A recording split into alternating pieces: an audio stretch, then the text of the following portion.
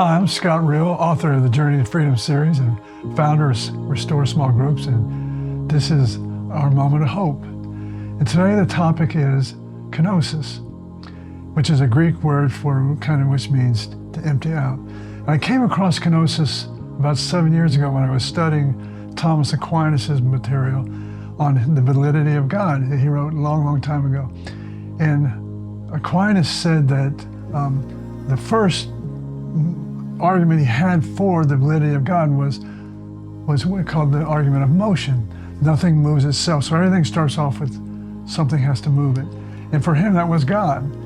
And so, but the word that he got for the word motion in Greek is motus, which means more than just motion. It means from potentiality to actuality. It means change, any kind of change. So the beginning of change starts with this motivation to move towards change. But the second part I found was a Greek word called kenosis, which means to empty out, to make room, and which is really the most difficult because nothing new can come in if I'm still holding on to the old. So even though I'm motivated to change, I gotta let go of the old, the tired, and the wore out. And so several years ago, I was reading this autobiography by Richard Rohr on St. Francis of Assisi.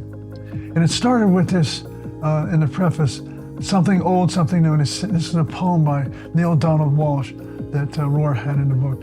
Yearning for a new way will not produce it. Only ending the old way can do that. You cannot hold on to the old, all while declaring that you want something new. The old will defy the new. The old will deny the new. The old will decry the new. There's only one way to bring in the new. You must make room for it.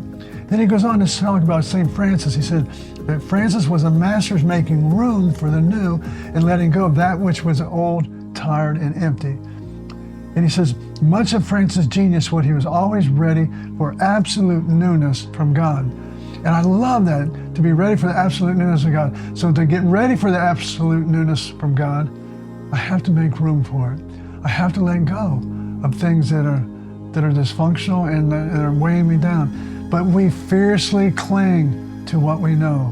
And so that movement from motus, so I get motivated to change. And even if it becomes entrenching, I really want to change, I have to have this kind of this cultivation phase of emptying out all these weeds and things and these are like old neural pathways that are deeply entrenched in the way I think about myself, the way I see life, what I believe. Those things have to go first before something new can come in. And the last Greek word is what they call theosis, which is the divine, divinization, where the divine pours in, but it can't pour in if there's not room for it. So how do we begin to enter into this transformed life of ours? We got to make room for it. So identifying those areas that are old, tired, and empty, and say, you know what, it's time to move on, time to let go, and begin a daily process of emptying those out. And as I make room, something new will start to grow in.